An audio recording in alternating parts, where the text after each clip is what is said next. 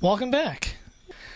Now, the interesting thing about collodion is there's not a lot of mysterious chemical mixing and bonding going on here. We really have separate components. Each does its own thing without depending upon the others necessarily.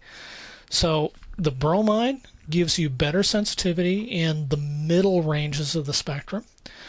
The iodide gives you the bulk of your film sensitivity, and it happens to be in the ultraviolet region and blue region. The collodion is purely the mechanical base that is going to hold your salts during the process. And then to make this mechanical base usable, porous enough to hold the salts and allow the silver nitrate to get in there and combine with the bromide and iodide, that's why we use the ether and alcohol. We kind of give it some fluff so it can breathe. Makes it porous. Okay. Now, we're going to start mixing. So we'll take the collodion first, and we'll pour that into our larger mixing beaker. And you can see how thick that is.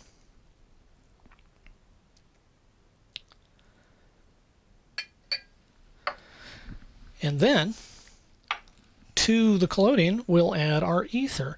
Now, when we do this, you're going to notice that it turns kind of white and cottony, and it's going to look funny. Don't worry about it. That'll go away. And we can take a stirring rod, and once we stir it a few times, you'll see that cottony stuff just break right up and then dissolve away.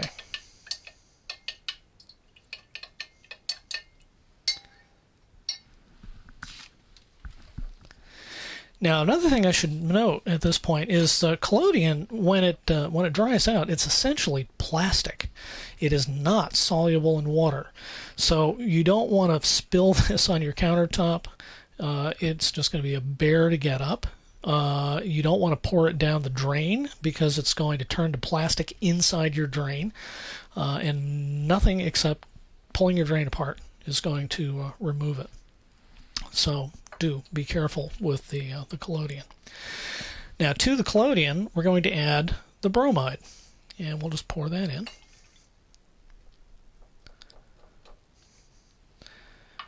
And stir that around because it's going to just drop to the bottom.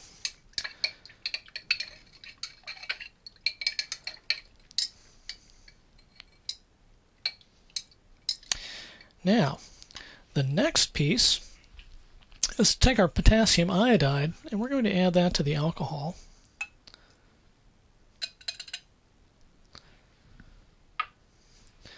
And swirl that around a little bit just to get it mixed. And now we'll pour the alcohol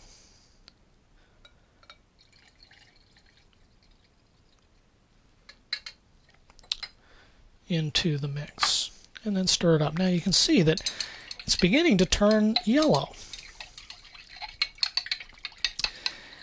And this yellow is the beginning of the iodide releasing iodine. And that will, as it ages, go from yellow to a sherry color, kind of a reddish. And you can even see that happening as we stir it. Now at this point, we don't have to be careful with bubbles or anything else. The idea is just mix it up. If I were doing this on my own without wanting to show you what color it looked like, I would pour all of these reagents into a bottle, cap the bottle, and then just shake it. It's going to be full of bubbles, but those bubbles will settle out over a couple of days. And you'll also notice that it's a little bit cloudy. And that's some of the chemistry that's still in suspension. As it sets, all that cloudiness will settle to the bottom and leave kind of a powdery film on the bottom of the bottle. So when you do use your collodion, don't shake it after you first made it. Just allow it to settle, allow that particulate matter just to stay on the bottom. You can pour off the collodion from the top. You can decant it into another container, which is often very handy.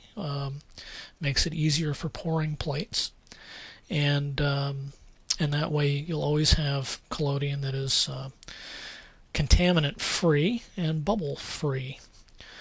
These little bits of dust and stuff that are on the bottom, if they get into solution, if they're lifted off the bottom and get onto your plate, they'll leave artifacts. They'll make little pinholes or black spots or other things that you would rather not have in your image. So there you go. That is collodion, and we've mixed a batch of it.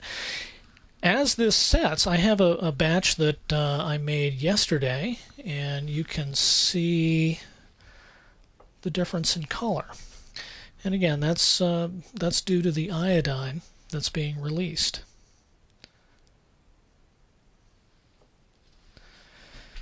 Into the solution. All right, well, thank you very much, and enjoy the lab.